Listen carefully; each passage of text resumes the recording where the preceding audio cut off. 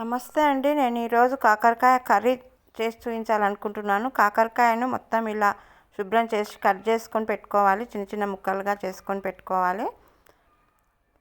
కాకరకాయలను ఒక మందపాటి పాత్ర స్టవ్ మీద పెట్టి నీరంతా ఆవిరైన తర్వాత ఆయిల్ వేసుకోవాలి. ఆయిల్ కొంచెం ఎక్కువనే పడుతుంది. 2-3 స్పూన్ల ఆయిల్ వేసుకొని ఈ శుభ్రం చేసుకున్న కాకరకాయలని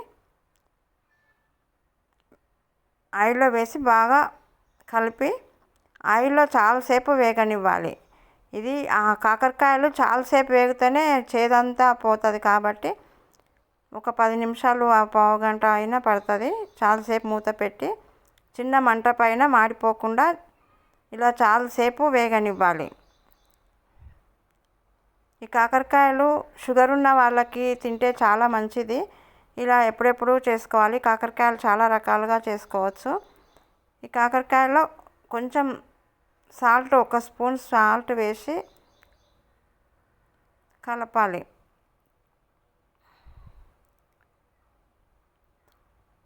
ఇలా దోరగా వేగిన తర్వాత ఒక 5 ఉల్లిపాయలను తీసుకొని ముక్కలుగా కట్ చేసుకొని ఈ కాకరకాయలు వేగిన తర్వాత ఈ కాకరకాయలలో ఉల్లిపాయలను వేయాలి.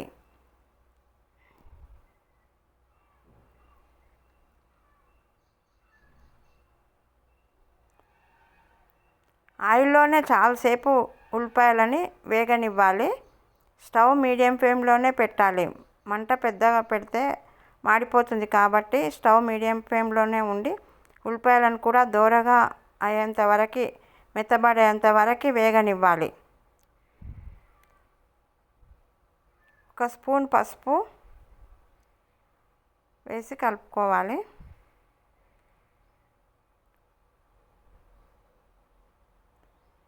పసుపు ఇంట్లో తయారు చేసింది అయితేనే ఆరోగ్యానికి కూడా చాలా మంచిది.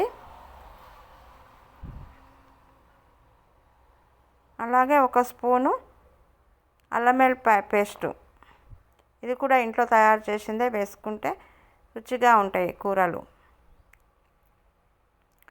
ఈ పచ్చివాసన పోయే వరకు బాగా వేయించుకోవాలి. చాలాసేపు వేగనివ్వాలి. ఇంట్లో పచ్చిమిరపకాయలు కట్ చేసుకొని వేసుకుంటే పచ్చిమిరపకాయలు కూడా చప్పగా ఉండి చాలా టేస్ట్గా ఉంటుంది. ఇలా కట్ చేసుకొని వేసుకోవాలి. 1 స్పూన్ కారము, 1 స్పూను కరివేపాకు పొడి, 1 స్పూను జీలకర్ర మెంతుల పొడి,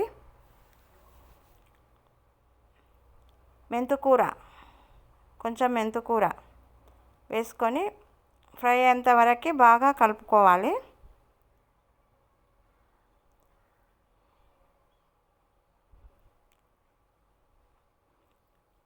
కాకరకాయల్లో చాలామంది చింతపండు పులుసు వేస్తారు, కానీ నేను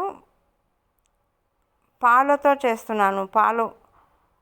చేస్తున్నాను. కొంచెం ఒక 3 స్పూన్ల కొబ్బరి పొడిని వేసుకొని ఇది కూడా ఆయిల్లో కొంచెం సేపు వేగనివ్వాలి.